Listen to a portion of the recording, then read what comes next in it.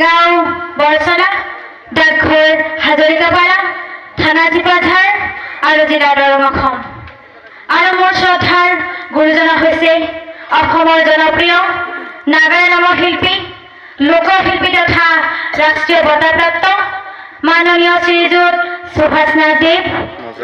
আৰু তেখেতৰ আশীৰ্বাদত আমাৰ এই দলটি মাত্ৰ 2 বছৰ হৈছে গঠন হোৱা। আৰু এই 2 বছৰত আমি কি শিকিছো নাজানো, যি শিকিছো সেয়া আমি পৰিৱেশন কৰিছো। যদিহে নাম পৰিৱেশন কৰোঁতে ভুল ভ্ৰান্তি হৈছে, সেই ভুলবোৰ আপোনালোকে ধৰি নাথাকে যেন।